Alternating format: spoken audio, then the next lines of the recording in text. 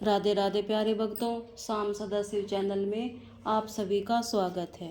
आज हम आपके लिए लेकर आए हैं दशहरे की कहानी। आइए सुनते हैं।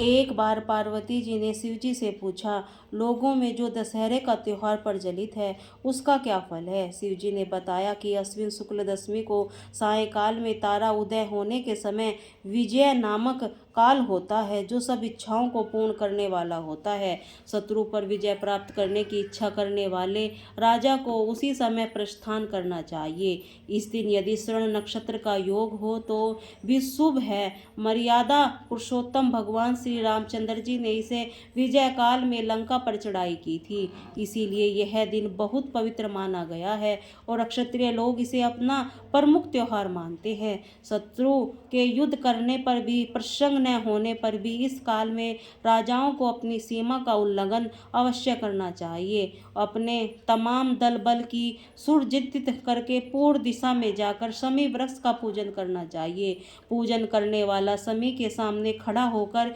इसी प्रकार ध्यान करे, हे शमी, तू सब पापों को नष्ट करने वाला, सब शत्रुओं को पराजित देने वाला, तूने अर्जुन का धनुष धारण किया।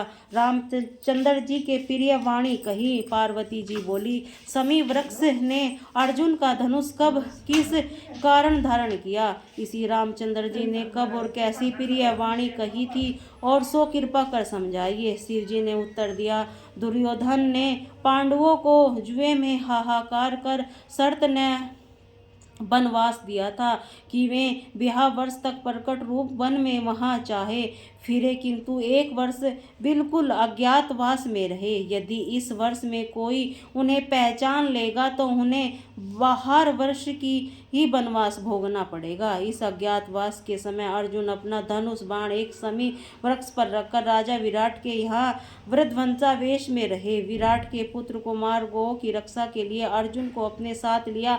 अर्जुन ने शमी के वृक्ष पर अपने हथियार उठाकर शत्रुओं को विजय प्राप्त की थी। शमी वृक्ष ने अर्जुन के हथियारों की रक्षा की थी।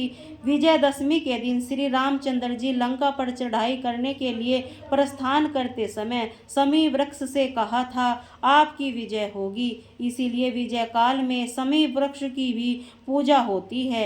इस बार राजा युधिष्ठिर के पूछने पर श्री कृष्ण ने भी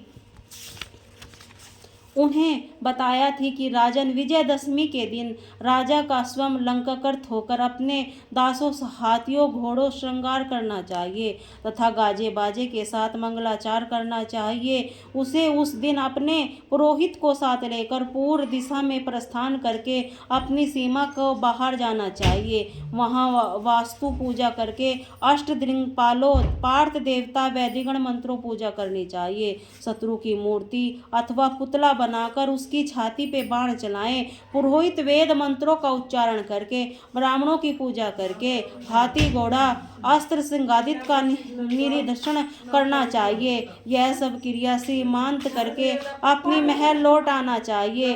जो राजा इस विधि की पूजा करता है वह सदा अपने शत्रु की विजय प्राप्त करता है। क्या